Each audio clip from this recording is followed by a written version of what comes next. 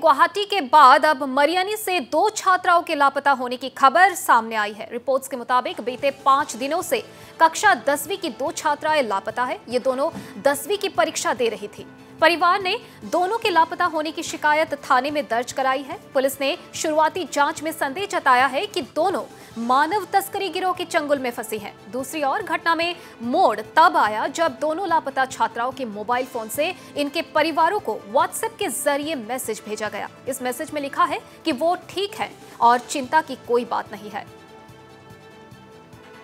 इस बीच मरियानी से लापता इन दोनों छात्राओं के मोबाइल फोन लोकेशन फिलहाल बेंगलुरु में दिखाए जा रहे हैं। इससे पहले बुधवार को पुलिस ने गुवाहाटी के राजगढ़ इलाके में दोनों किशोरियों के मोबाइल फोन लोकेट किए थे, लेकिन अब इनका फोन लोकेशन बेंगलुरु दिखाने से कई सवाल खड़े हो रहे हैं।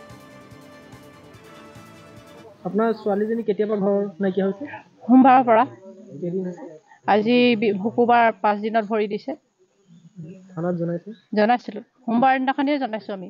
সোমবাৰ আপোনাৰ ৰাতি 8:30-9 মান বজাত জনোৱা হৈছে মানে। তেওঁলোক 9:30 মান বজাত ছোৱালীজনী নাইকিয়া হৈছে দিনৰ।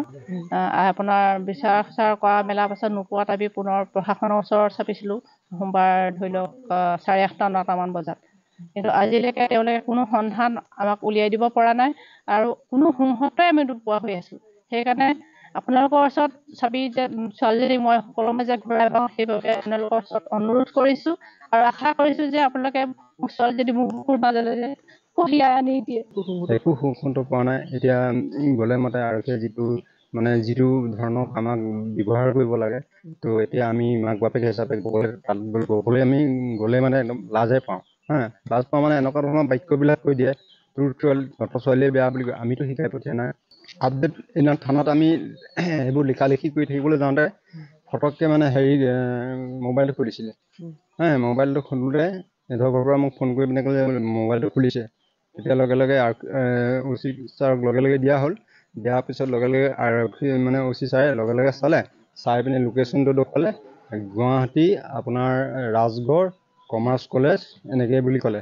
আমিতো নাজানো আৰু বৰ্তমান শেহতীয়াকৈ সেই কালি মেছেজ এটা পালে, আমি একেলগে আছোঁ, দুইজনী ভালে আছোঁ, তহঁতি কোনো চিন্তা নকৰিবি। কিন্তু মোলৈ নাই দিয়া যেনিবা, এই আমাৰ সেই ভাগিনজনীলৈ দিছে। কি সন্দেহ কৰিছে? মোৰতো সন্দেহ দুষ্টকৰ হেৰিতে পৰিছে। হয়, কপলত পৰিছে। আৰু কি বিচাৰে এতিয়া? কি দাবী কৰে? মই কি কৰিম, ছোৱালীকেইজনী ঘূৰাই বিচাৰোঁ।